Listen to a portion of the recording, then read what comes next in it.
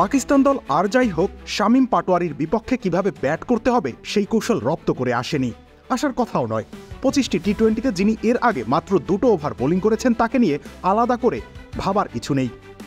আর সেই সুযোগটাই নিল বাংলাদেশ। শামীমকে দিয়ে টানা 4 ওভার বোলিং করানো হলো, কারণ বাংলাদেশের নাম সর্বস্ব একটা পেস ব্যাটারি আছে।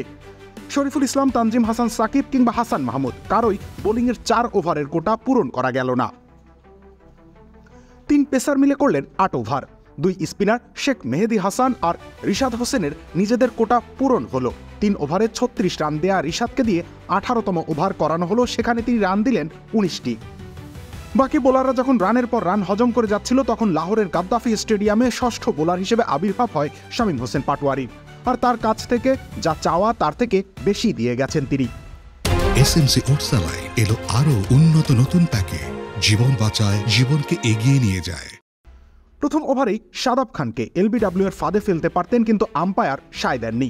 ডিআরএস নেই বলে টি-20তে নিজের প্রথম উইকেট পাওয়া হয়নি শামীমের। রান দিলেন 7টি। দ্বিতীয় ওভারে তিনি আরও মিতব্যয়ী, রান আসলো মাত্র 4টি। অধিনায়ক লিটন আরও একটা ঝুঁকি নিলেন, তৃতীয় ওভার করালেন শামীমকে দিয়ে। 17তম ওভারে মাত্র 8 রান দেওয়ার পাশাপাশি স্ট্যাম্পিংয়ের ফাঁদে ফেললেন খুশদিল শাহকে। 19তম ওভারে নিজের বোলিং কোটা পূরণ করেন শামীম, একটু খরুচে ছিলেন, 12 রান দিলেন। 4 ওভারে 31 রান আর একটা উইকেট। এই পারফরম্যান্স বাংলাদেশের বাকি বোলারদের জন্য লজ্জার শামিল। রবিউল ইসলাম রনি, খেলা 71।